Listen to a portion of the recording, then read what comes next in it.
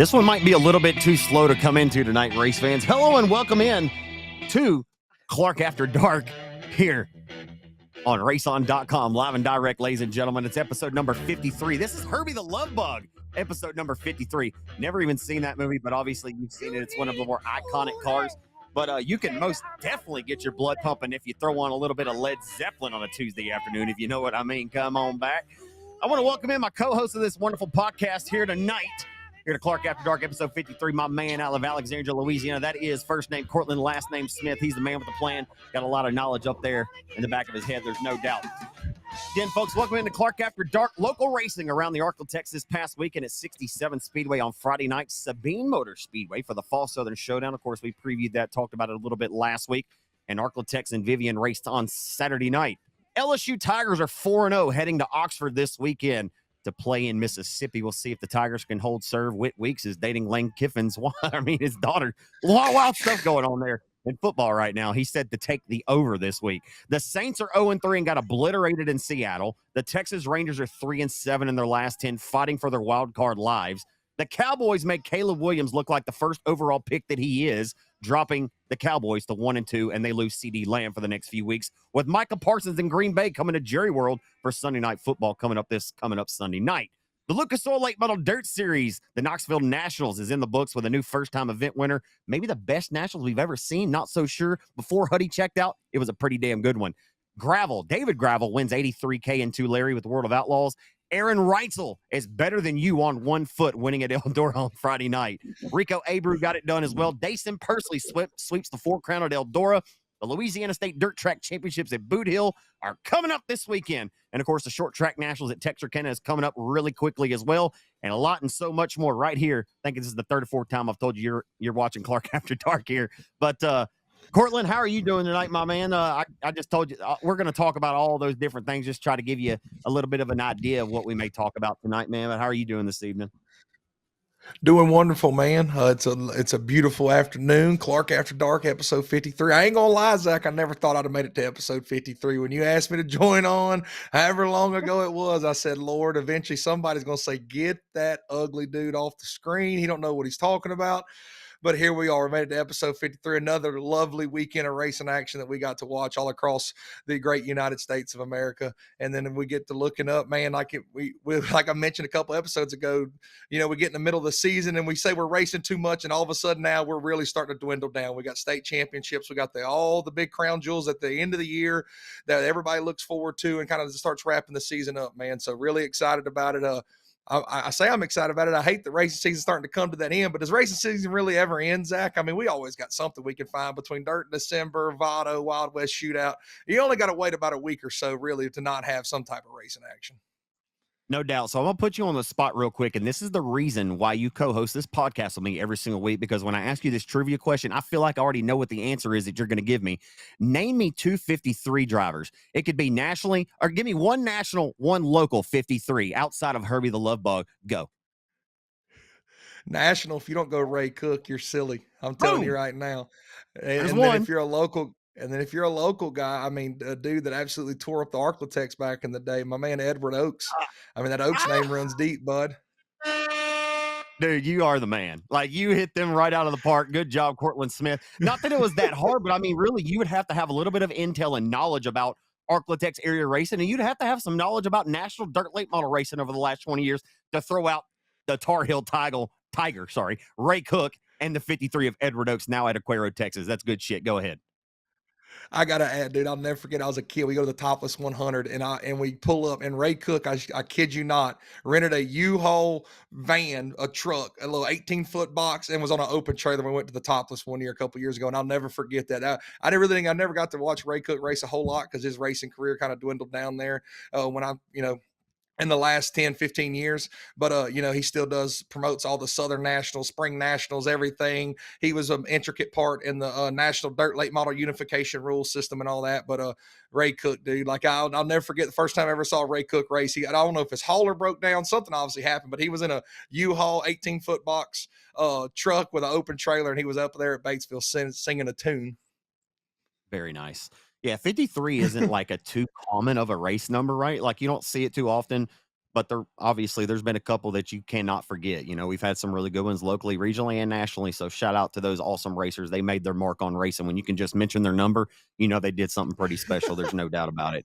109 cars. Speaking of good numbers, how about 109 cars? The most we've had all year long at Texarkana 67 Speedway on Friday night.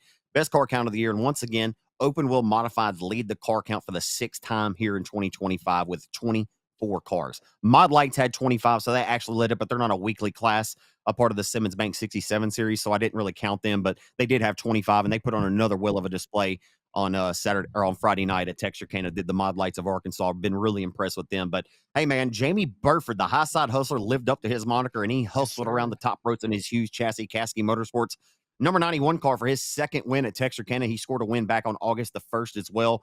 I was really, really impressed with the quality of the drivers and also the racing that we saw on Friday night. I'm not sure how much you've had an opportunity to go back, but man, Jamie Burford, I know that I talked to him in Victor Lane. He was hoping to be racing for 50 grand at Heart of Texas in the Mod War 100. Unfortunately, that deal got scrapped. And, from the last time we were here last week, we lost Jerry Friedrich. So, our thoughts and prayers and much love goes out to his family. And, man, we hope that the Mod War 100 can come back. I know we've talked about that a little bit over the last couple of weeks, but Jamie Burford put the huge race car number 91 in Victor Lane on Friday night. And, man, he just made no mistakes. Like, that was the kind of racetrack where guys are making mistakes all over the joint, right? From corners 1 and 2, and then 3 and 4 guys are jumping the cushion. They're pancaking the right side of the car up into the concrete. But Jamie made the minimal amount of mistakes and was able to pilot that car to Victor Lane on Friday night. Yeah, and when you talk about the quality of field, man, 24 modifieds, especially over here, and for 67 to be pulling that kind of modifieds is awesome. And when your top 3 rolls out, second place, Jason Webb, third, Mitchell Clement, Jake Huckabee, who's turned the corner here this year, really, in my opinion, in this time, winning Tom's races and everything else. He finished 6th, but you got names like Jake Huckabee, Jack Sarton, Jason Gamez, and stuff like that, dude. I mean, it wasn't no just 10 car modified field on a weekly Saturday night. Like, it was dudes that obviously had plans to go race the Mod War 100, and by all means, they probably wishing they were racing there. Not that they didn't want to race at 67, but when you got a premier event like that, you want to go out there and race that. But a lot of guys were obviously prepared. I think I lost Cortland there for just a second. It looks like his internet may have tripped out on him. So I'll freelance this podcast until he gets back. But yeah, no doubt, man. Jamie Burford was impressive on Friday night getting the win. I talked about the Mod Lights of Arkansas here in just a second. Again, hoping Cortland will be able to reconnect here in just a couple of moments. Surely he knows that just to back out and climb back in, or maybe if his internet went down entirely, then we might just be up against it. So nonetheless, we'll freelance. I did this thing by myself one time, and I think he did it by himself one time too, and I wasn't able to make it. So I think we're both capable. But again, we'll just move right along here. The Mod Lights delivered again. 58-year-old Scott Jordan got the win in a highly entertaining Mod Lights of Arkansas race that only saw 2 total cautions in the 20-lap feature. Jace Reed, who the driver we talked about on this podcast the last couple of weeks, he's been the hired gun of that Joe Best Motorsports red number 81 car for Ricky Ingles for the remainder of the 2025 season. Coming off a solid top 5 at Boot Hill for Jace Reed, returns around the 67 and has a phenomenal run of the Mod Light. Of course, he's made his hay in the Mod Light the last couple of years, but man, he started putting the pressure on him. He's back, ladies and gentlemen. There's Cortland Smith. Hey, bud, we lost you there for a moment, but I told the fans we both hosted this podcast by ourselves. We're well capable. We can pull it off. Yeah, I don't know what, dude. I don't know. I don't know what to tell you. I went Mickey Mouse a couple weeks ago. I don't know. I'm sitting here and my screen just went black, and it was like just a complete, just went. I don't know. But I'm back. I'm happy to be back. Keep on going where you were going, friend. Mama always said there'd be days like this. I was just telling the fans, like, we've told the fans, right, over the last month or so since we've seen the 81, Jace Reed driving the 81 car in the factory dog, and we've talked about the success he's had in the Mod Light. Well, he got back in the Mod Light for all the fans that have seen him in the factory stock in recent memory, and he showed why he got that opportunity. He was really, really impressive in that 45R car. He applied the pressure to 58-year-old racer Scott Jordan for the win there, coming to the white flag, and he spun the car out. He got a little bit too close to the skidder tire down under the bottom on the exit of 4, and man, he looped the car. He either could have made contact and wrecked the top 2 cars. Instead, I think he chose the sportsmanship move there and kind of locked the brakes up not to make contact. But it was a wildly entertaining race. I'm going to tell you this, folks. The Mod Lights of Arkansas delivered again for the second straight time that they've been. The last time I talked about it right here, that they didn't have one caution the whole night. And I love that. Like, I'm a fan of anybody. I think it's a testament to the quality of your drivers. I mean, all seriousness, I was impressed again, and I think you got to tip your cap and a nod of respect to the Mod Lights, man. They they put on a damn good show again the other night. Straight up. Dude, and yeah, straight up. And whenever, like, just like you said, man, whenever you can run a full race program and keep the cautions to a minimal, that is fantastic. Because I can tell you, race fans in the stands, they get just as aggravated as a driver behind the wheel when you sit there and you can't get stuff going. I mean, it's probably one of the most aggravating things, really. And I know that we're nitpicking here because we could be doing a lot of other things on a Saturday night. And, you know, there's a lot of other people with a lot bigger problems in the world than complaining about cautions in a dirt track race and Right. at 67 Speedway. Yeah. But Together. at the end of the, yeah, get it together. But at the end of the day, you love to see when you show up, you love to see racing action from the drop of the green flag all the way through the finish. And I understand cautions are a part of the deal, but I don't know if you talked about it, Zach, but I thought it was pretty cool. The mod lights, the winner was Scott Jordan, come out of Vidor, Texas. Second was Joe Huggins. It says he's out of Des Moines, Iowa. I don't know if that's still Iowa, correct. yes. Iowa. I mean, for a dude to come all the way from Iowa down here. Yeah, two of them Two were of them were Iowa. from Iowa, yeah. And then third place was Bryce Bowen out of Arkansas. I think that's pretty cool when your top three of a mod light race at 67 Speedway includes a Vidor, Texan, a Des Moines, Iowa, and a West Memphis, Arkansas guy, man. That's pretty cool. You know, that's just something I noticed checking the My Race Pass results. I talked to several people over the weekend that told me, and Neil Kemp's told me this, that is one of the most challenging vehicles. I called it a vehicle. It's one of the most challenging race cars to drive on any racetrack because of the skinny tire, the short wheelbase. You can imagine, and they have a ton of horsepower. I mean, they're running, I don't know exactly how many horsepower in them, but they're running Hayabusa motors. I mean, on that real short wheelbase, skinny tire. I mean, them mugs are truly flying, man. They were getting around the track at 16-second lap times the other night. Track was pretty hooked up, on the top end and the low end, but I mean, them things get it, dude. They really do get it on. They really get it on, and I was impressed with them. So much respect to the Mod Lights of Arkansas. Hey, the Williams brothers finished 1 and 2 for the second time this year at Texarkana on Friday night. Colby got the better of Connor on this Friday night special at Texarkana. So they put their huge race cars 1 and 2. Good run for them. Justin Kilcrease got a well-deserved Arkansas factory stock win. Keaton Atkinson, he messaged me after the race was over. He was headed home. He was kind of downtrodden, felt like he told me he was embarrassed by his performance on Friday night. And I said, bud, you hang around the sport long enough, you'll get that in big time automobile racing. And I'm sure he'll bounce back with a vengeance. But Justin Kilcrease, man, I know it wasn't a huge field of cars, but I think it was 7 to 9 total. But Kilcrease has been fast all year, man. He finally put that Scott's Auto Body Kilcrease Farms 45J machine down there in Victory Lane at the Cana. At the Cana, my man. Again, dude, I can't say it enough, man. The Victory Lane love needs to be shared amongst everybody. And Justin Kilcrease picking up that win, like you said. I think almost every single time I look at 67 Speedway, watching or check on My Race Pass, he's there registered. And for a guy that supports that place a good bit, shout out to him for picking up the dub this Friday. Man, breaking news just came down from the Boot Hill Speedway Facebook. I didn't know we were going to talk about this, but after tire analysis, the 211 car has been disqualified from the King of the Hill event, and Connor Mewborn in the 36C has been named the limited modified winner. That is, I'm not going to say wild because it's obviously not the first time we've seen a disqualification for potential of tire doping. This is allegedly, but I am just going off of what I see from Blue Ridge Race Labs LLC, fuel, oil, and tire analysis. Cortland, what are your first takes from this? Obviously, we both, I think, would agree that Chase Hatton doesn't need a dope tires to win races, but I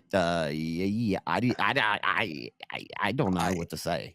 Allegedly, and sources says that he was. I don't know, allegedly, and sources says that he was. I mean, at the end of the day, we can sit here and talk about Blue Ridge this or Blue Ridge that or whatever. However, dude, it gets used for everything. People talk about the lady there, whoever runs. I think it's a lady or the man, whoever runs it. I don't know. They say that they got it out for certain racers. Miss Kim Johnson. Yeah, they got it out for certain people. I don't know, dude. It's just one of them deals that I wish we could get past this point in our sport, but it's glad to know that it's still being checked. And even for the limited modifieds at King of the Hill, if it was going to be, I'll put it to you like this. I ain't saying he did it, but on a weekend like that, when you're making up the King of the Hill, you figure my man Steve's going to be a real tear down on the factory stocks. You might try to slip one by in the limited modifieds for $1,500. You know what I'm saying? I ain't saying that I would advise to do it, but I'm just saying I could see where the thought process come from, my friend. I wouldn't advise to do it, but I could definitely see where that thought process is like, man, he gonna be bowled up with that factory stock. I'm gonna try to go over here, slip over some of this old whatever, goat pee, traction, maction, whatever you want to call it. I don't care, but you're gonna try to slip one by and you got caught, my bud. You got caught, I guess. Allegedly sources. I'll tell you what worked really good on my hair when I was growing up. I used to get it from Master Cuts. Is that got to be glued spike stuff? I tell you what, that worked pretty damn good on some tires. I bet. You know what I'm saying? Like that stuff right there will hold your hair. Boy, you could be flying. I mean, you could jump out of an airplane with a parachute on your back. So that hair ain't moving a lick. But anyway, I digress. Chase hadn't get it together. Like we know, you know better now. You are the Mad Hatter. But by God, I don't know what the consequences and repercussions are for this situation. But we know that he don't need it. He's a former $10,000 winner in a limited modified at 67. Like I digress. I just hate seeing stuff like that, man. And this isn't us bringing it up to harp on him or anything like that. We know that he doesn't need it. And I recall that race so vividly, right? Because remember, Connor was actually leading that race. We talked about it on this podcast and spun out with just a few to go, and Chase straightened him out. Chase wasn't actually probably going to win that race, but he did, and that's how the cookie crumbles. So that's all we got on that. So, and that's also a WRAP on what happened over at 67. Don't forget, race fans, the Short Track Nationals, 410 sprint cars. Tim Crawley was on here last week talking about it, man. So excited about that coming up in just a month at 67 Speedway, the Short Track Nationals, $20,000 to win. You don't want to miss it, ladies and gentlemen. It'll be live on both RaceON and on Float Racing. So looking forward to that. Josh Martin got back to victory lane, now back to back. And if he can go to Boot Hill this weekend, he would go back to back to back at 3 different racetracks. Though that's a tall task, but he can do it because he's found some speed here in his Force chassis here in the last couple of weeks. But Martin gets a victory, his second career Fall Southern Showdown victory. Remember, he got that real exciting one over Dalton Faulkner 2 years ago. He's really, really good at Manny. When you give Martin a good race car, man, he's really, really good at that place. And he showed it again on Friday night, getting the factory stock victory. Saturday night, sorry. Yeah, Saturday. They race 2 nights. It's okay, friend. But yeah, really, really turned the corner here the last 2 weeks. And whether I say turn the corner, he's had speed all year. Just everything just seems to be coming together. And I don't think people realize in the big picture how many things have to go right for you to be able to win these types of races. And going back to back when Argotex win here at Sabine, man, you could tell he was really pumped up about that, man. At the end of the day, it's a $1,500 payday. That's a 4 digits in the check with a comma, my friend. And I'll tell you what, if you ain't fired up about that, then I don't know what to tell you. But one guy that I would like to give a shout out is Travis Hudnall. I believe he come on second in that race. And the 444, the Triple Foe show, has really, really, really, man, he's shown speed in the past, no doubt. But man, the last couple of weeks with the run he made through the King of the Hill, I don't think he was there the Friday night when it rained out, and showed up that Saturday and tagged the back of a C and raced his way through and made the show and do just the speed that he's shown lately out of that camp, man. The Triple Foe show really had a good run. And I say that to come home second to Josh Martin, as you mentioned, that dude gets around Manny really, really well. And he's got a lot of laps there a lot of times back in the day, and still to this day, man, if they're racing on a Friday night, he's there. So got a lot of laps. Car seems to work real good around there. CJ, the Force chassis, all the good stuff, man. They got a really good package to roll around that Sabine Speedway. So obviously 88M's fast, but I wouldn't be sleeping on my man Travis Hudnall. He's shown a lot of speed here lately. Come on second in that Fall Southern Showdown factory stock feature. 100%. I think he'll be a factor to win at Boot Hill this week. And the 444 car has been rolling. There's no doubt about that, man. Talon Willis wins the B mod, now joining his dad. They're both now Fall Southern Showdown champions. Talon has won this race before. It looks like Cortland froze up again on me on his end. He may be having some issues with his internet tonight, but it bees like that sometimes, folks. Sometimes you just got to battle through it. Ethan Bales wins the limited modified portion of the Fall Southern Showdown. Just continues a great year for the former Bayou Dirt Life state champion there. Mickey Steele, they added the street stocks they ran on Saturday night. Mickey Steele gets the win on Saturday, with Corey Giles getting the tuner victory.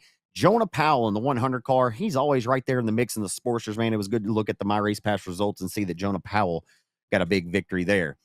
Arklatex Speedway on Saturday night. I'll try to see if we can't get Cortland back in here before I go too further away from everything else, but Cody Tupper scored his 19th win of the year. No surprises there for the USRA B-Mod. He'd been trying to get that 19th one, though, but he finally got it this past weekend. Vic Case makes a final lap pass of Josh Daugherty to win the factory stock feature. That's at Arklatex on Saturday night. Derek Grigsby has now won 3 races in a row in this new-to-him IRP race car that he acquired from the Tidwell family.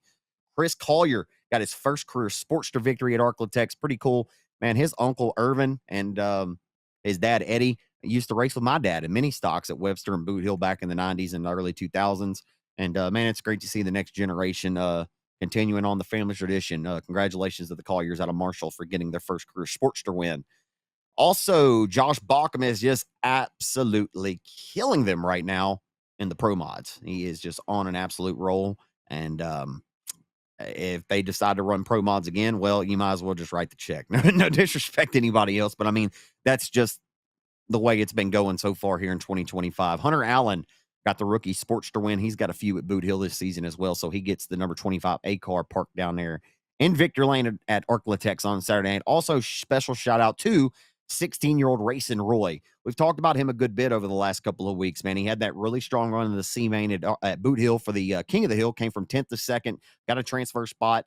Nonetheless, it was an impressive run for him that night at the Hill. He just continued to push some aggression, and he's turning a corner. Saturday night at Arklatex, came home third in the factory stock main event. And I mean, he was right there on a late race restart. Great run for RaceON Roy. Love to see that. His dad's been kind of running into some bad luck here this year. So Aaron has been struggling, but I know that a lot of things that make him feel better is when he can look out there on the racetrack and see his son gaining experience and getting better every time he sits behind the wheel. Buddy, you didn't miss much, man. Don't be too frustrated. I can see the frustration on your face, man. Sometimes there's nothing you could do about technology, man. It can be a total pain in the ass. We deal with it. Hey, imagine how I feel when I'm in the middle of broadcasting a race and the internet goes down and I'm not aware and my phone starts getting blown. I start getting 20 or 30 messages. Hey, the stream's down, and I'm trying to notify somebody. The deal is we already are aware. You know what I mean? Like, Yeah. I was aware that you were away. And I've just got to wing this thing until you get back. I didn't talk about too much, just kind of finished up the Sabine results and talked about Arklatex. Tupper getting his 19th of the year. Vic Case making a final lap pass of Josh Darter to win the factory stocks. Derek Grigsby on a roll, winning 3 in a row in his new IRP, or in that new to him IRP. Collier winning the Sportsters. Bauckham killing them in the Pro Mods. Hunter Allen winning the rookie Sportsters, and RaceON Roy finishing third in the factory stocks on Saturday. And I thought that was to be noted there. Didn't get the win, but thought that was a pretty respectable run there for the youngster there at Red Lake, Texas. Yes, 100%. A really good weekend for the Arklatex Speedway. Like you said, I haven't had that wrote down from my boy, Mr. Roy there. You know, he gained 8 spots there in the feature to finish third. So shout out to him. I don't know what's going wrong with my computer. For as you said, I'm frustrated still. It's bothering me. I done unplugged everything I could. Only thing plugged up is my microphone and the camera. I done disconnected it from the charger. I don't know why. We're just trying to survive. Anyway, It beats like but that. yes. But I do want to mention shout out to all the guys that showed up to Sabine, and supported them in their last race of the year because they shut it down after this. And, the Friday night football is a really big thing down there at Manny, and Shane and them have made it a staple to run on, mainly run on Fridays. A couple of their two-day shows they're going to run on Saturdays, but they try to make it on Fridays. And, man, I just want to say, I know I'm being a homer considering my dad's race there, so I'm going to go and clear the air on that. But, whenever Manny does go to run on a Saturday. Now, I'm not saying everybody's got to go support it or feel a pity party, but they are one of the only tracks, including 67, in a very large radius that stick their neck outs to run on Fridays. So when them places do run on Saturdays and have a chance to have a Saturday night crowd, man, go support them. I know a lot of guys work on Fridays and it's tough to make it, but they're also sticking their neck out there knowing that Friday nights are sometimes very tough to make it happen in a dirt track. So I had that note down there and I wanted to say, because not that 87 cars is a bad turnout, but I know that they were probably hoping to have a few more. And I know a couple more guys probably could have made the pool down there. And that's all I wanted to add on that was just the fact that, man, them tracks that do run on Fridays, whether it's Manny or 67, there's not many places that are running on Fridays close to us, and they stick their neck out a lot more weekends than anybody else does to try to give us a place to race on Fridays. So whenever they do run 2-day shows, man, if you can, get out there and go support them.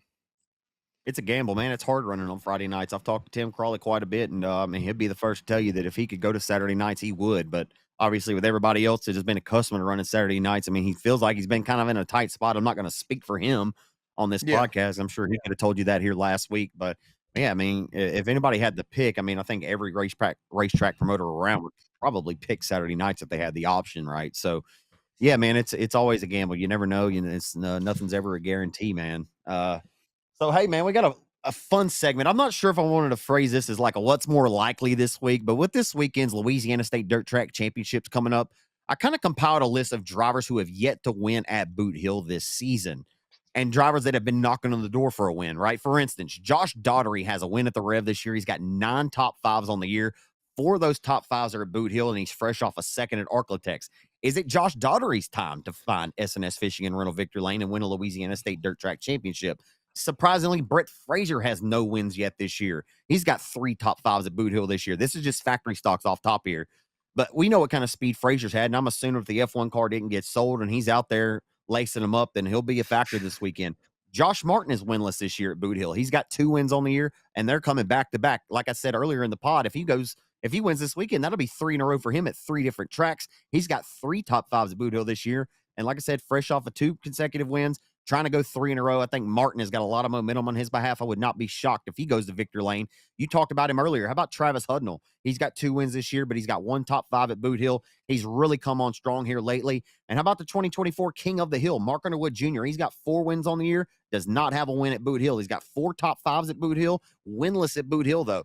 26 top 5s and 38 starts for the 125 Outlaw race car. We know it wouldn't be a shock if the 125 goes to victory lane, but he has not scored one yet this year. Dakota Wyatt has 3 top 5s at Boot Hill this year. Not yet a victory. And we'll get to the rest of the limiteds. But, man, like that's quite a hell of a list of drivers, like a who's who in the factory stocks who have not won at Boot Hill this year, right? I mean, I was going to ask you what's more likely. Do we go with the drivers who have already won this year at Boot Hill, or do you go with like this list of drivers who are looking to get their first? Because they're hungry and they want to get that first win at Boot Hill. Give me the field, my friend. Give me the guys that haven't won it before. I did this for the King of the Hill. I was right, and I'm going to be right again because I'm telling you, you listed them off there late. You were rambling through your names, and I'm sitting there thinking 125, Mark Underwood. Dude, he left a lot out there on the table at the King of the Hill, and I guarantee he's going to come back scrappy. Let's just put it like that. As my boy Dan Campbell said, the Detroit Lions, scrappy and gritty, and that 125 is going to be scrappy and gritty at Boot Hill Speedway to pick up the 53rd Annual Louisiana State Dirt Track Championship in the factory stock division. Give me the field. Dude, speaking of MCDC is Motor City Dan Campbell. That's his the nickname. Dude, what a performance last night. I love that guy. Like, I would run through a brick wall for him. I really would. You see why all the players play so hard for him. He's one of them. I mean, he's a former NFL player, former tight end, but man, like, that was as impressive of a road win I've seen in a long time in the NFL. Like, that was such, because every commentator last night, every pundit picked the Ravens to win that game. And I mean, we've seen that happen before. I mean, it's any given Sunday or any given Monday in this case, but yeah, man, that was an impressive win for the Lions last night. And you roll into Baltimore and do it. That's the thing. And Baltimore is historic, man. The last 10, 15 years, you can't ask for a better franchise, really. I'm sure there's a couple more wins and scenarios they like to replay and rehab, but dude, just week in and week out, whenever they're playing, dude, they're the elite of the elite and they're rolling there like they did. But dude, MCDC, Motor City Dan Campbell, when they hired him and he said, when we get knocked down, we're going to bite a kneecap off, dude. Yes. When he said that right there from the minute, I was like, why did the New Orleans Saints hire this guy? Like, I'm pretty sure he was with the association at some time or another. And I'm like, dude, like, I could definitely see how that right there is a culture setter. You know what I mean? Like, he come in there, he set the standard, he set the culture. What, Zach, you got me rambling about football on the RaceON podcast. Okay, I'm normally the one that keeps this thing in line, bud. I'm normally the one that keeps us in check. Doesn't have a checkered flag on it. It doesn't say that we're guaranteed to talk about racing every time. We talk about whatever we want here. You know what I mean? We do. But no, it is impressive. I love sports and I love good storylines. And obviously the storyline last year, and we'll wrap up the football talk, but I just want to put a bow on it, that America really wanted to see the Detroit Lions go to the Super Bowl last year. And the year before, their heart was broke, remember, because they got all the way to the NFC Championship game and they had a 24-point lead over the San Francisco 49ers and blew it. And then last year they got their doors blown off by the Jaden Daniels-led Washington Commanders, excuse me. Why not? Who cares? Washington Redskins. I don't really give a damn. Anyway. So, hey, I got a good joke for you. If the Washington Commanders would have signed Young Wei Koo today, because the Falcons released him last week, if they'd have signed him, they could have called him the Commanders. Okay, I'm not that funny, am I? Sorry. No, that was pretty good. That was pretty good. Yeah. I like that. I like that. It wasn't bad. It wasn't bad, friend. It wasn't bad. Thank you, man. I only like to sound dumb sometimes, but when you don't when you validate it, it makes me feel better. All right. So a couple of more drivers here off the top. Dalton Dubois does not have a win at Boot Hill, nor does Gary Harvin. Dakota Wyatt mentioned him.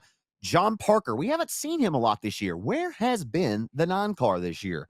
Haven't seen him too much. Vic Case has not yet won. He just won at Arklatex last Saturday night.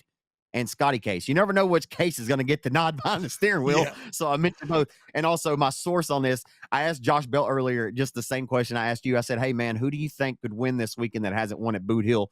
And my good friend Josh Bell, my co-announcer at Boot Hill, sent me back a list. So some of those were some of his sources there. So or some of his votes or whatever he said. So shout out to Josh Bell, my source on some of these.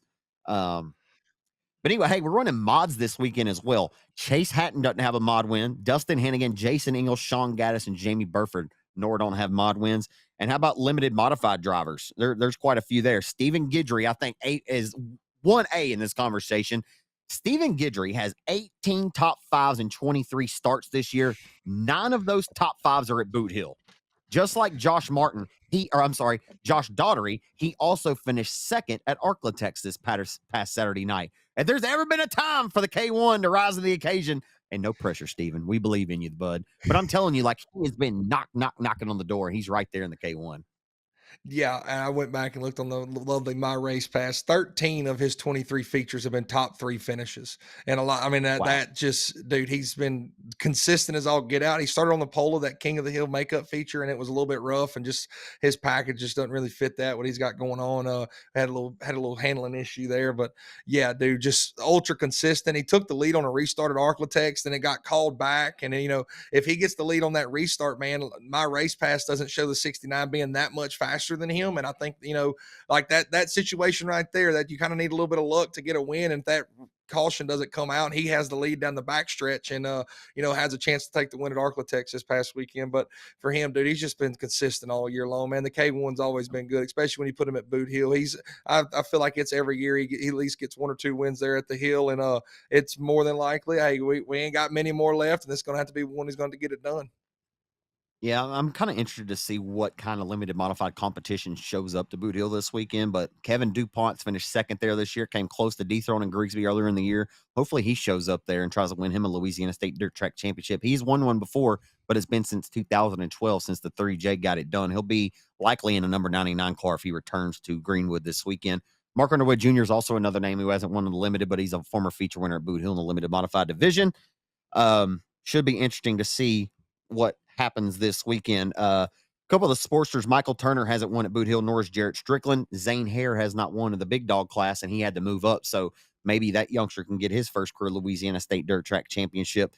The Tuners, Lane Riley, Justin Converse, and Jackson Morad have not won at Boot Hill this year. It's all pretty much been Josh Warren show in the 62X, though Corey Giles has driven that car over the last couple of weeks and won it at Sabine on Saturday night. So that's a wrap, I guess, on the preview this weekend. You said you're going to take the field, and hey, buddy, I think I'm going to take them too, because I love seeing new winners. Or Yes, whether sir. it's a first-time career winner or just a new winner, I like seeing some new blood in Victor Lane. That's not against anybody who else has already been to Victor Lane this year. It's just sometimes it's great to see a little new blood down there in Victor Lane. So we'll see what happens in Greenwood for the 53rd running of the Louisiana State Dirt Track Championships this weekend.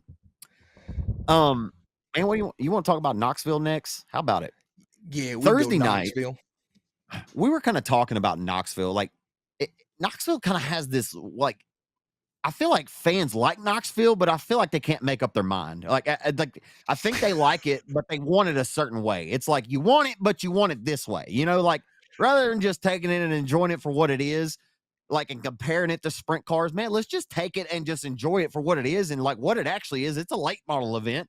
And I think it's growing. Sure, it's not packed out on both sides of the grandstands like it is at the Knoxville Nationals.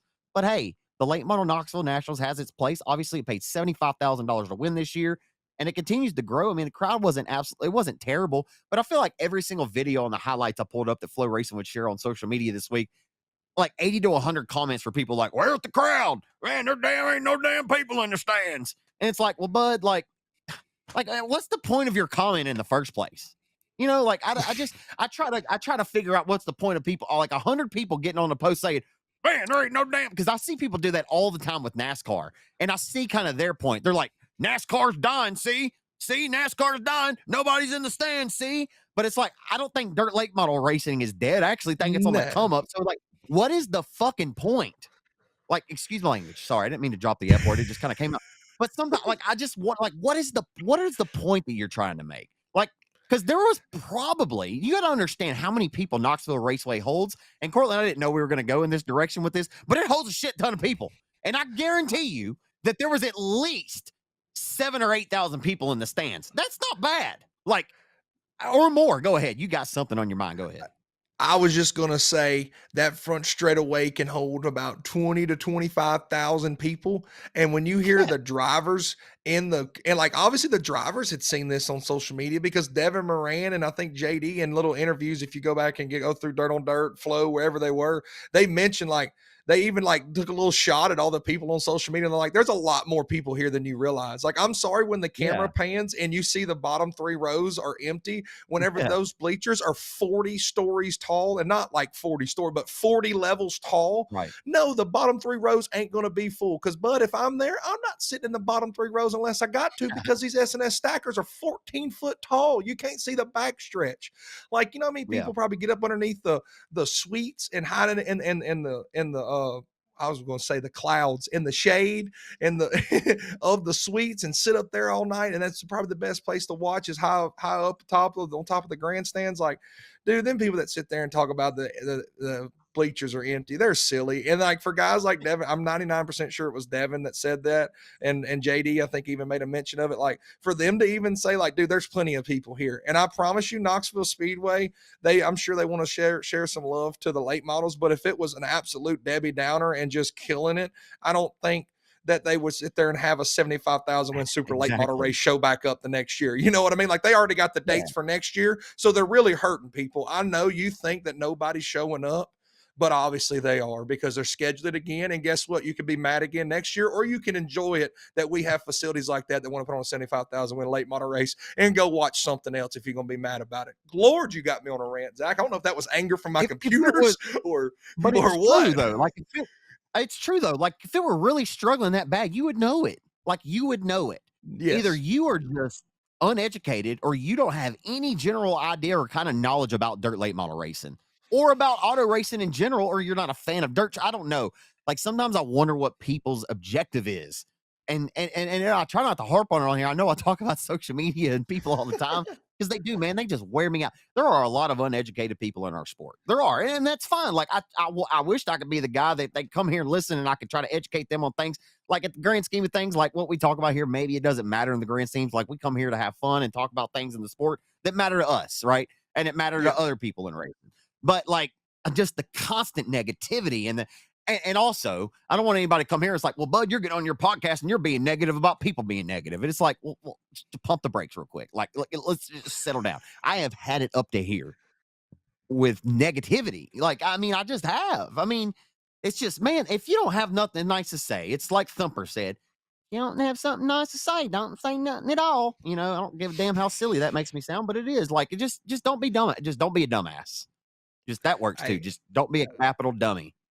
You know, at least if you make a comment, like research and have a little bit of factual data behind your comment. At least, you know what I mean? Yeah.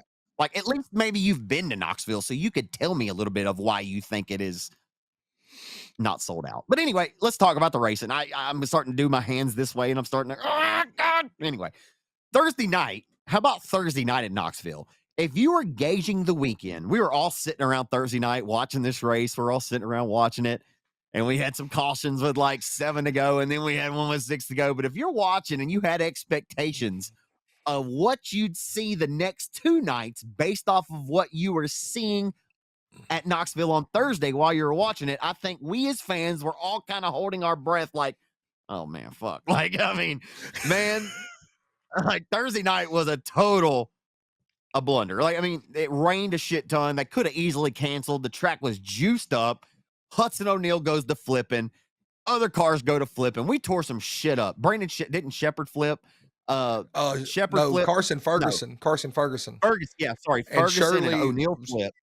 And Shirley mashed the wall hard into 3. I don't think there was a replay of it, but I know he went in there hard into turn 3 as well. Yeah, so if you were trying to gauge the week on what you would expect to see Friday and Saturday based off of Thursday, then you would have thought, oh boy, we're up against it. But man, Friday was really good and Saturday was even better. I mean, dude, what a race, man. 9 or 10 different lead changes in the finale. The 75 laps, 75,000 win late model Knoxville Nationals come Saturday night. 9 or 10 different lead changes, 3 or 4 different leaders. They were racing all over the Knoxville Raceway in a wildly entertaining battle between Jonathan Davenport, Devin Moran, Ricky And Thornton Huddy. Jr., Bobby Pierce was up in the top 5 at one time. And Ricky, like I said, Ricky tried to throw his hat all the way into the ring, 32-2. And then literally, out of nowhere comes Hudson O'Neal en route from 15th and blew their living doors off and checked out by 8 seconds at the drop of the checkered flag. It was one of the most impressive and one of the most dominant runs we've seen all season. And it was so unpredictable because you couldn't have seen it coming. Like, you knew Huddy was hooked up, but dude, he was so hooked up. I don't think he burnt the throttle in those last 28 laps, dude. I texted you in the middle. I said, dude, Huddy is hooked up. Like, we say that all the time, like nonchalantly, like, hey man, buddy's hooked up, dude. No, literally, definition of hooked up, if there is one in the Urban Dictionary, there's gonna be a picture of the 71 car glued to the bottom of Knoxville Raceway. Hudson O'Neal was hooked up Saturday night, and so hooked up he won $75,000 for his efforts. What a run. The way he could wrap that bottom, like he could just drive up on the curb and use it to his advantage. And I don't know if they maybe changed the curve up a little bit around the bottom of Knoxville, but I mean, the way he was able to just to drive his car up on the curb essentially, and the way, I mean, you get a really good view of it out of 4 when you're watching it. You know, of course, we're watching it here on screens, but dude, the way he could roll through 3 and 4, and you could see that little strip of darker brown that you had to hit leaving 4, and that 71, when he would get both rear tires in it, he would just absolutely launch off of 4 and just drive by everybody. But dude, like you said, from Thursday night, it was Mach 1 fighter flight, just wide open, get all you can get and pray to Jesus that everything holds together.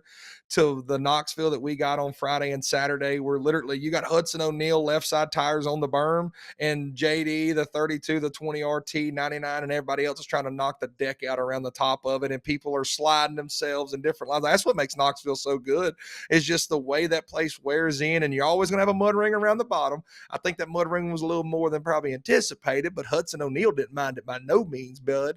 But you know, you got that ring around the bottom, you know there's going to be a cushion, and then the dudes are able to just, that place is wide and so big that you can manipulate your line so much to where your car's good, and you can really just kind of make your own line out there and ride around there. But dude, that 71, and really he was the only one. Sheppy kind of did it early and charged up through there, and then I guess whenever that brown strip got really narrow and you had to just stay really, really low, Sheppy couldn't get in. I don't know if maybe it got slick getting in the corners, and like he had a little bit more trouble staying in it, getting in and being able to leave off of it, because the whole deal with like that Knoxville, when you watch, and I'm not saying I'm no expert race analyst, but when you sit there and you break it down, like you got to be able to enter in on it and keep everything in the brown getting in. And then once that brown just keeps on getting less and less, your car's got to be good enough to then not necessarily get the brown to help steer it in there. Your car's got to be good enough to steer through the slick to get down there. And dude, Huddy stuff was just good, man. He was free enough to go down there and rip it. You know, everybody else said they were just way too tight to try to sit there and make that circle down there, but like you said, and then like take the lead in 8 seconds at Knoxville. And I think we can all agree that like when we think about Knoxville Raceway, we don't think about Hudson O'Neal winning. We think about Hudson O'Neal winning at Brownstown this weekend on a gas her up, get her done type situation. But man, the way that 71 wrapped around there, dude, he is he's been good, man. I definitely think Jason Durham's helped him turn the corner, dude. Whenever he joined on there earlier in the year, I mentioned it when he won at Lucas Oil Speedway, swept the weekend there, and then made his charge up through the points, and then go ahead in there and win the Knoxville Nationals. Him and his dad now were the only father-son duo, I believe, to win the Knoxville Nationals. Like that 71 was stuck. Back to you were saying, when you look up DIG in the dictionary, it's going to have 71 in victory lane, bud.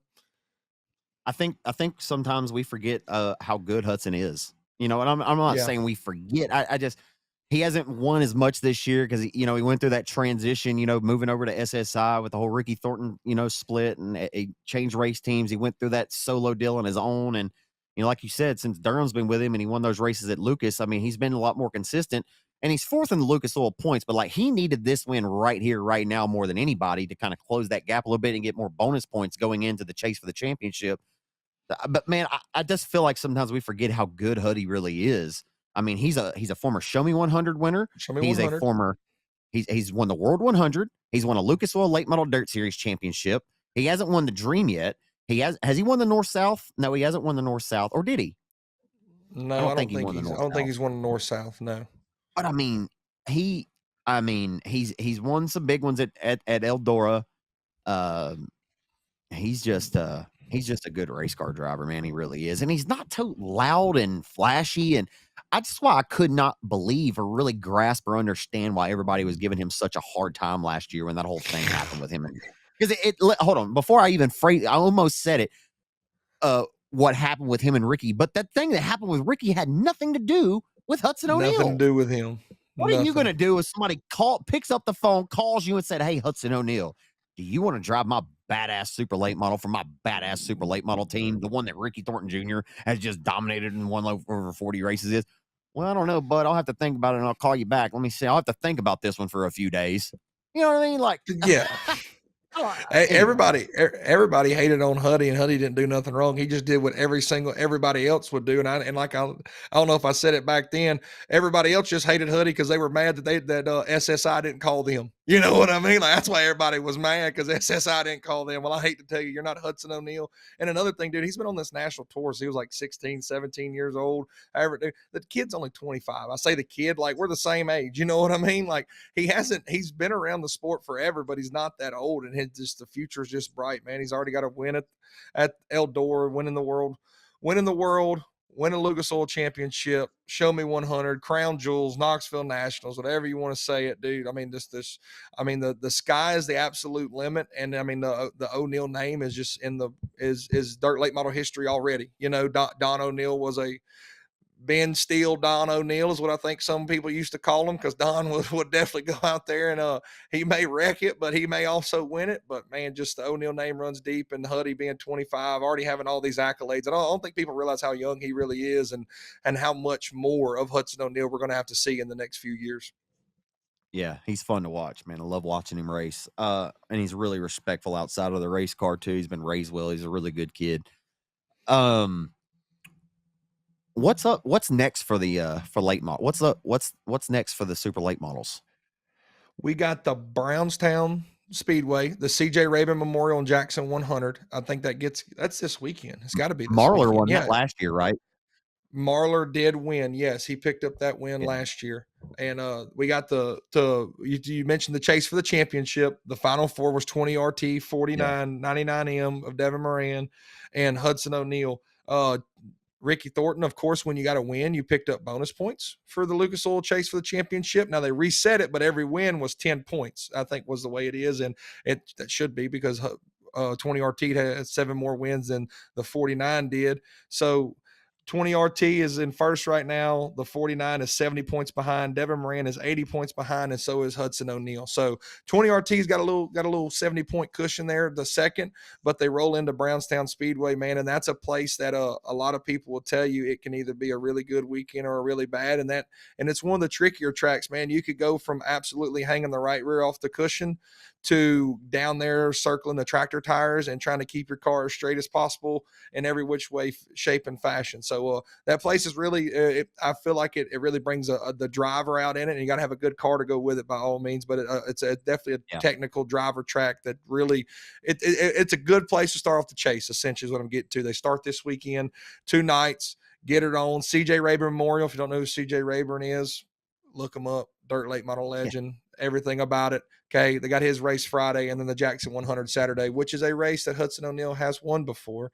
And what a way to keep on rolling, keep the wheels rolling on this 71 home track. I mean, the bread and butter. So look for Hudson O'Neal to definitely want to close this gap up quick, fast, in a hurry if he can have 2 good nights at Brownstown this weekend. They roll to the Pittsburgher a couple weekends after that, and then the DTWC at Eldor. That's the last 6 races they got, is 2 at Brownstown, 2 at Pittsburgh Motor Speedway, and the Eldor for the DTWC. That's the last night. That's the last few races here for the Lucas Oil Series and the Big River Steel Chase for the championship. Great stuff there, man. Appreciate that Lucas Oil stuff. We'll look forward to that. Also, the World of Outlaws late models to put a bow on the totality of super late model racing. They head to Tri-City this weekend on the 26th and the 27th for the World of Outlaws Battle by the Arch. That's in Granite City at the Gundeckers Palace of Power and Tri-City Speedway. That'll be Friday and Saturday night. And then they go to Humboldt on October the 3rd, and then 81 Speedway on October 4th. And then we arrive to Greenwood, Louisiana for the Bayou Classic, 10,000 a win on Friday night, 50,000 a win on Saturday night for the World of Outlaws late models, the Bayou Classic, October 10th and the 11th at the Boot Hill Speedway. Really excited about that, man. Only 4 races I mean, yeah, 4 total races at 3 different tracks before we get to Boot Hill, man. A lot of storylines and things to look at. I mean, the points, the Coltman Farms Cup, that's another race at Boot Hill. You know, the 50 grand at Boot Hill. That's one of the Coltman Farms Cup races, and Nick Hoffman is leading those points. I think over Bobby Pierce by like 30 or 40 points or so, by 62 points. I'm looking at it right now over Ryan Gus and Tim McCready. But the overall points championship is still up for grabs too when we get to Boot Hill, and we'll really have a good idea of what's going to end up happening by the time we get through Boot Hill and they get to Charlotte for the World Finals. But I mean, this championship is not done for Bobby Pierce. He's only got 116 points over Nick Hoffman. You can make up that gap in just a couple of races if the 32 has bad luck or something, any kind of misfortune, which means you got to finish strong. All these guys need to finish strong. Pierce leads Hoffman, Gus, and McCready, and surely that's the top 5 in the points right now. But I'd say that Hoffman, I feel like Hoffman, maybe Gusson has a shot at Pierce, but I feel like Hoffman's about the only one that legitimately really has a shot at Bobby Pierce to win the championship this year. Yeah, again, man, don't sleep on Gustin. You know, really and truly. I mean, he won at Boot Hill last year. I mean, a guy Yeah, that's, you know, in a bunch of those places that they're going to when they make that little Kansas swing, he's got a lot of experience. And I would think he that's a has a good lot of point. experience in modifieds that, you know, when they roll that back kind of back west there, that mid or past the Midwest, you know, when they Good make that point. Kansas swing, you know, I would don't sleep on Gustin to just I nick off a won't. win or two here. And then I mean, Nick Hoffman has obviously become one of the more major threats in dirt late model racing as a whole. You know, I think he has really Yeah. over the last few years popped the nos and really just stepped his game up and is one of those elite guys. When you start breaking down the top 5 in dirt late model racing, Nick Hoffman is in that discussion. You know, I'm not saying he's in Yeah. the top 5, but he's breaking that honorable mention. He's easily in the top 10 if you ask me, but he's definitely right there in that Got top third at the 5 World argument. 100. Yeah, I mean, dude can wheel. But you know, when you talk about it, of course, does Hoffman have the best chance? Yes, I think Hoffman's a little bit more consistent than Gustin is on a week in and week out basis. But if Gustin goes over one of these Kansas tracks, dude, I mean, you would think you'd have modified experience. I don't know for that off the top of my head, but you go rip off a win there. Won at Boot Hill last year, 2 nights there. You know, he's got to be feeling froggy headed back down there before the World Finals. So I mean, it's maybe even a deal. We get to Boot Hill and Gustin has a swing, and all of a sudden we're in a 3-horse chase for the championship headed to Charlotte. That's what I would love to see happen. Yeah. But Hell that's why yeah. we race. Yeah. No doubt, man. It'll be interesting to see. Gusson will try to go back to back at Boot Hill. He was really good there, and he's also won there, like you said, in the USMTS mod. He's won at 81 before, and he's also won at the other track we mentioned, Humboldt, in a USMTS Humble. modified before. He's a former King of America modified nationals champion. So Yep. I'm excited to see the series go to those couple of different tracks that you don't typically see national touring series at, too frequently anyway. So yeah, man, looking forward to that. The short track nationals, we talked about it a couple of times. We had Tim Crawley on here week before last. That is coming up 1 month from this week. I mean, October oh Lord have mercy, 22nd and 23rd, I do believe, but just let me double check on that because I don't want to. Well, come on, internet. Look at my internet playing tricks on me now. It I don't think bees it was like my that internet. sometimes. Somebody hacked my computer. Whoever made me go Mickey Mouse Okay, got back into my I was computer here over here. so it's practice night on October the 23rd. So it's the 24th and 25th, Friday and Saturday night. And we'll give you an update on what the support classes are going to be. Right now on my race pass, it says factory stock. I'm not sure if that's going to be the case, but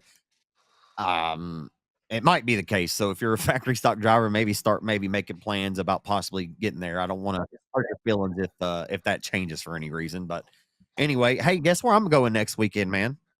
Where are you headed, my friend?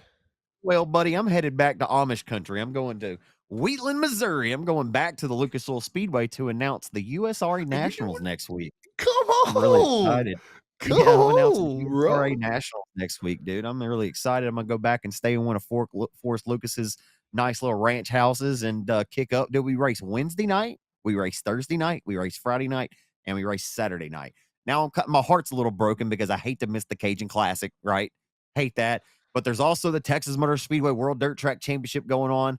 I had the opportunity to do that. Dude, man, I am blessed with great opportunities right now. And like I had to turn down some really good opportunities to go do this one, man. I just want to say I'm very thankful and fortunate because man, just a few years ago, I didn't have anything to announce anymore, and I felt like nobody wanted me anymore. So I'm very thankful, man, and I'm really, really excited to go up there. I want to thank Todd Staley, Trent Berry, and those guys for giving me the call. And they mentioned it when I was up there, a couple months ago for the USMTS deal, but I kind of forgot about it and they followed back up on it. So Looking forward to that. I know some of our local guys. I think Cody Tupper's going up there. I've heard of some other guys that are going up there as well. So, I mean, I hope some of our Arklatex contingent can go up there and represent us well. 100%, dude. That's awesome. You're getting to go up there. I mean, not that I wasn't going to kind of keep an eye on it, but I'll definitely have to listen to see if you hit them with an well, I hear you or big time automobile racing, and then when you do, I'll know you was And thinking about my beautiful my face. boy Cortland Smith. Yeah. Yeah, they can Of hop in the all the pond because they're things. a silly goose. They can go hop in that Yeah. drag boat pond over there because they're a silly goose. You know what I'm saying? There are a couple of things that you say. It's just, yeah, man, I can't help it. It's catchy. I hear you.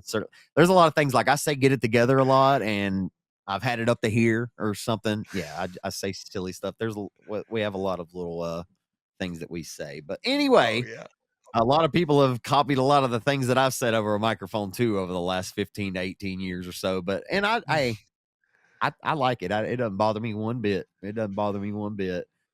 Like I said, man, TMS is next week too, man. I'm like, I hate the fact that all of these races are going on the same weekend because I know a lot of drivers from around the Orklatex want to have the opportunity to race at Texas Motor Speedway again. Like, I think if you were Yep. to ask Derek Grigsby, he would tell you he wants to race at Texas again, but he also has a factory stock, and I think he'd want to win $5,000 and race for the Cajun Classic.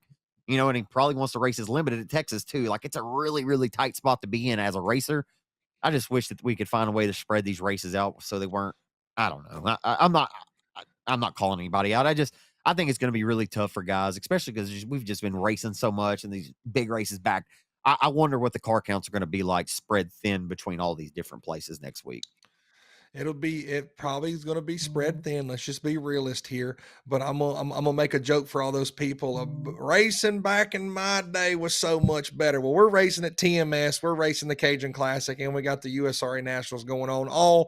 I'm not gonna say Lucas Oil Speedway's that close, but to have 3 races like that, you got any option you want to go racing, go find one and support one, my And friend, because racing's pretty darn good if you ask me.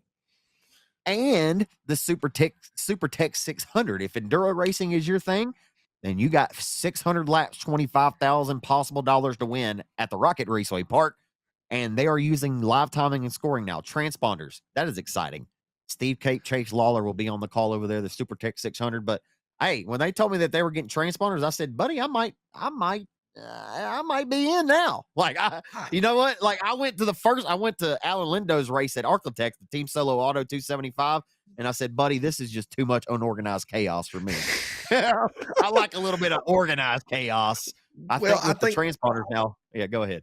No, I was just gonna say, well, probably exactly what you're gonna say. With the transponders being able to keep up now, I'm gonna be sitting here on the My Race Pass app scrolling a good bit, like to find who we want to see. If there's I don't know how many guys are gonna have on the track, but I'd guess it wouldn't be about no less than 100. So, I mean, to keep up, but I mean, obviously, if it's a tool that we can use to make things a little more organized and also keep the race fans involved, because I don't know many people that aren't race fans that don't have the My Race Pass app, and I know you got to pay for the live timing and scoring, but whatever that fee is, I guarantee for that weekend it'd be worth it, and it's a whole lot easier to keep up with, and it's easier to keep interested with, I feel like. So the Hey, transponders, they got me sold on the transponders. you remember Race Monitor? Yeah, bro, I still got it on Everyone- my phone. Oh, dude, I almost forgot about Race Monitor, buddy. Hey, when my race pass came along, boy, Race Monitor was just an afterthought, buddy. Yeah, I don't Right think I even there. have it on. Race Monitor was pretty reliable. Like, it worked pretty damn good. I mean, it served its purpose. It had its time in the sport. We'll just say that, but now it's in the Hall of Fame. Rest in peace, Race Monitor. I'm It sure was they use it at legit. some track somewhere. Yeah, well, I'm sure somebody somewhere they still use it at places. But man, is there anything else that you would like to mention on this podcast here tonight before we wrap this baby up? Yes, I do. As president of the Okay. Hubert Cash fan club, he picks up a win at $2 Pistol Motor Speedway, my friend. He has entered Hold on. 30 events. He went to, okay, hit it. Hubert Cash wins at the $2 Pistol Motor Speedway this past Hell yeah. weekend. Okay, president of the Hubert Cash fan club. My man picked up a dub at one of the most weird, cool, whatever you want to call it, name racetracks, $2 Pistol Motor Speedway. I'm sure there's some reason why it's called that. I don't know that reason. But my boy Hubert Cash, who supported the RaceON All-Star don't. Challenge, showed up to every single race, I think, except the last one, finished like 11th or 12th in the points, whatever it may be. My boy picked up the dub, and as president of the Hubert Cash fan club, I had to say that. So shout out Hubert Cash, the driver out of Little Rock or North Little Rock, Arkansas, whichever one it is. I know it's the Little Rock area, whether it's North Little Rock or not. I'm not 100% sure. As the president of the fan club, I should probably know that. But either way, all you need to know is my boy Hubert Cash won at $2 Pistol Motor Speedway, my friend. And I had to say that before we got out of here. Hey, I'm gonna start doing this at the end. I'm gonna start doing this at the end. It is great, dude. I'm very happy to hear that the Little Rock, Arkansas product got himself a victory as you being the president. It's like Dustin Jarrett saying he's the president of the IMCA stock cars. You're the president of the Hubert Cash fan club with it. I love it. So at the end of every podcast for going forward, I'm gonna show you fans on my phone the wildest, the craziest story line that I have seen on Facebook this week. And this is it. From People Magazine. A cow ran away from a slaughterhouse days before she was scheduled to die. Then the community rallied behind her. And I'm not kidding you. This cow's name is Moo Tilda. Bro. Hey, she said moo. Don't let it go to her hide. Cows like her are a dime a dozen. Anyway, she moves. She moves. Anyway, yeah, that's you just never know what you're gonna see. Like the community rallied behind this cow because she didn't want. Anyway, I'm done. They gave her a voice. What are we talking? What are we doing right now? I don't even know what I'm doing. What do you got? I mean, we're just living, bud. I'm laughing. I'm grinning. I mean, made a run for it, and it paid off. I made it 20 minutes without my computer crashing. It's probably going to crash again, but we're living our best life. Mutilda survived another day. The community rallied behind her. Like that's it. We can. Hey, I'll put it like this: if we can rally behind a cow, we can rally behind all these dirt tracks and put our seat or put our rear end in a grandstand seat this weekend and rally behind our racetracks. Yes, sir. Man, you're the man. I love you, dude. All right, guys, that is a wrap. You are, dude. You are the man, dude. You're the man. Ladies and gentlemen, this has been episode number 53. And we appreciate y'all for hanging out here with us until the final whistle. This was not a 2-hour podcast this week, but we hope that you got everything that you were looking for and you got some results and a little bit of stories and us being some goobers for a little bit. But hey, we appreciate all the support, guys. We're growing. We talk about that every week.